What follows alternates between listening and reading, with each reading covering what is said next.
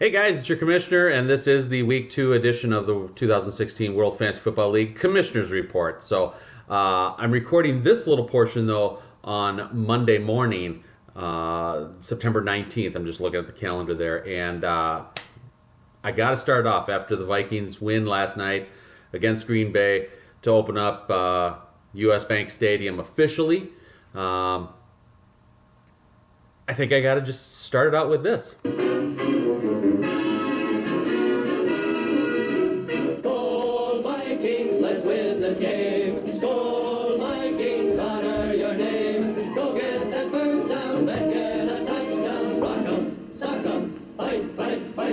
Go Vikings, run up the score. You'll hear us yell for more. Go Vikings, let's go. Yep, that's how we're going to start out the Commissioner's Report. Stay tuned, we've got more. Gentlemen, it's your Commissioner, Week 2 of the 2016 World Fantasy Football League season. The Commissioner's Report. So, hope you enjoyed all that Viking stuff ahead of time. I'm decked out with my Viking stuff. What was that, kind of gangster? I don't know what the heck that was. But let's jump right in. We had some big stuff going on this week. So, nothing bigger. Got my notes. Nothing bigger than weapons of mass destruction. 105 points. I looked it up in the draft day handbook over here. Sixth highest total in league history. And this is the sixth time that a Chad Van Dyke team has scored over 100 points. So nicely done, Chad. Actually, I think all of them were named weapons of mass destruction, but nicely done. So Chad, the weapons team, 4-0 in the Lennon division. Checking out my standings. I kind of got a whole lot of stuff going on here. So I got everything, notes and all that. But 4-0, the only undefeated team, and but you only have a one-game lead over Bloody Helmets in the Lennon division. Who would have thought an Eric Berg team would be in second place with a 3-1? I mean, it's still early, and I know, Chad, it's still early with you. Let's go to the other opposite end of the spectrum, and that'd be my team, 0-4, and Rafi's Revenge, 0-4. We're the only two teams that have not won. Although, let me just say this. My Pirates of the Caribbean team could have beaten 6 other teams this week. They didn't, but they still could have. And now when we talk about Rafi's Revenge, 2 players, Matt Forte and Cam Newton. Forte for points for penis, Cam Newton on mine.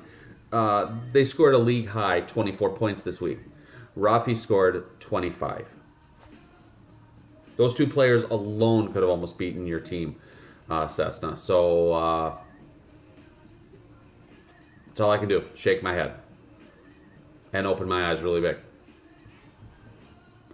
Anyhow, Rafi, getting back to Rafi's Revenge, no player scored more than 9 points. In fact, well, I don't have that. I don't have that sitting out right now, but it was like nobody. You had nobody in double digits. And you have Adrian Peterson injured now. Actually, quite a few injuries. When I look at it, let me pull this up on the computer. Talk amongst yourselves. Let me get this going on here. So here it is, Rafi's Revenge. You got Adrian.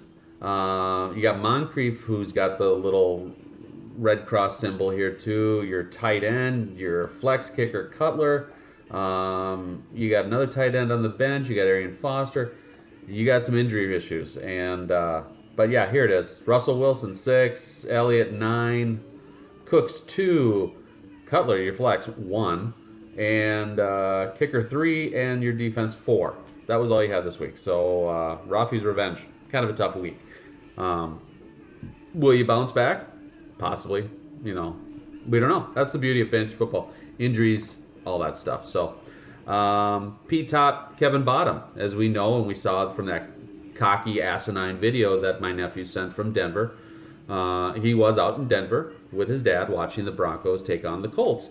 And oddly enough, 5 of his 9 players on his fantasy roster were in that game.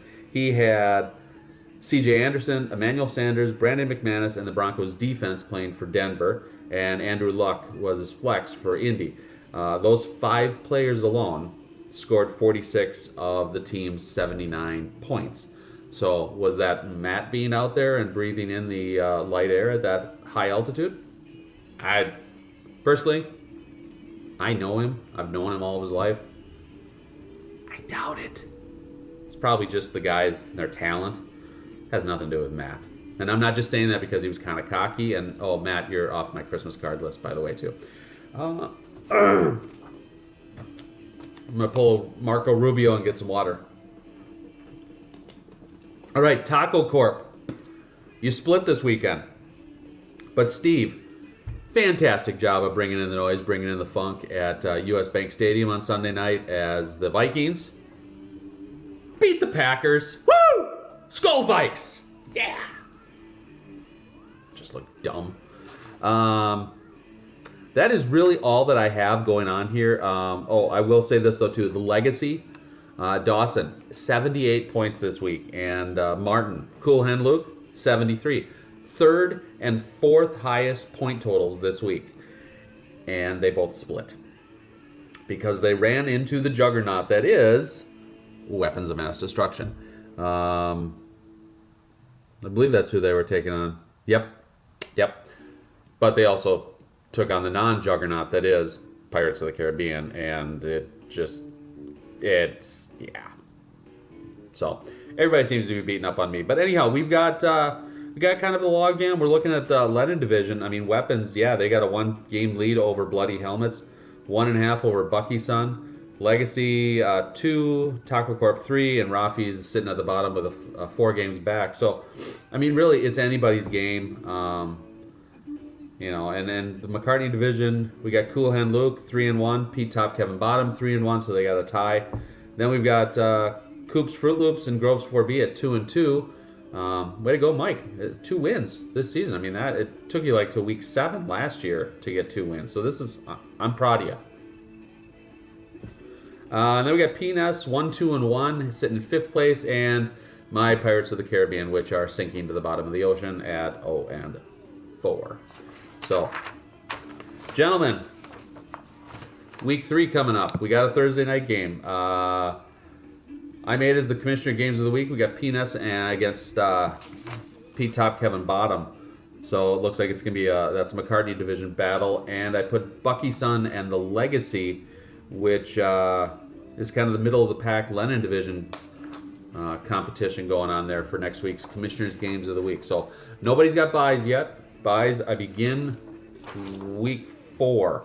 Yes, so next week, no more buys, and they'll begin in week 4. So get your rosters, start looking at the waiver wire, and watch as I think the Legacy, or not the Legacy, Rafi's Revenge is going to start doing a whole lot of changes because 90% of their team is injured. So that's it from the Commissioner's office. And I did lose my bet to Dawson and the Legacy, so I will be taking him out tomorrow night to Canal Park Brewery for dinner. And I think we're going to do a special Bucky of the Week from Canal Park Brewery. So stay tuned for that. But until then, gentlemen, have a wonderful week.